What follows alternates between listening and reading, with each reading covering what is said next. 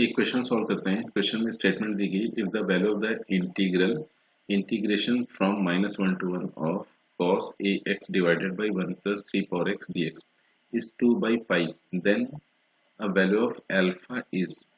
in fact यहाँ पर अगर a गिवन है तो इसको a कर देते हैं। तो यहाँ पर इस क्वेश्चन में अपने को a की वैल्यू बतानी है। तो अब अगर फर्दर यहाँ से देखा जाए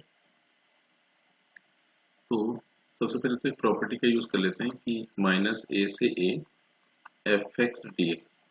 तो ये जो इंटीग्रेशन है इसको -a से 0 या फिर 0 से a में fx plus f of -x dx इस इंटीग्रेट से इक्वेट कर सकते हैं।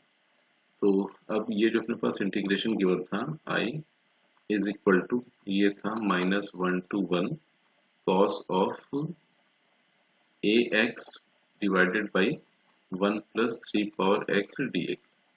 तो इस इंटीग्रेशन को ऐसे लिख दिया, इंटीग्रेशन फ्रॉम 0 to 1, ये बन गया अपने पास cos ax divided by 1 plus 3 power x, फिर plus cos of a minus x।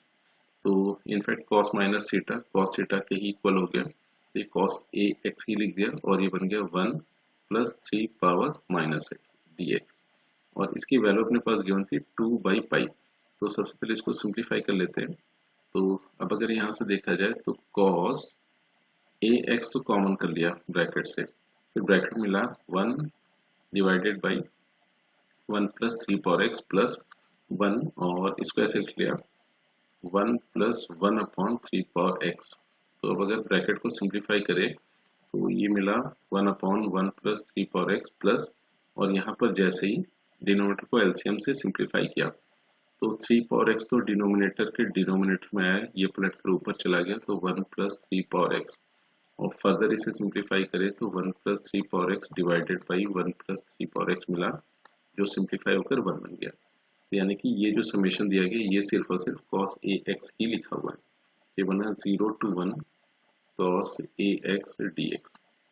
फिर फर्दर इस इंटीग्रेशन को सिंप्लीफाई किया तो cos ax का इंटीग्रेशन हो गया अपने पास sin ax और डिवाइडेड बाई a।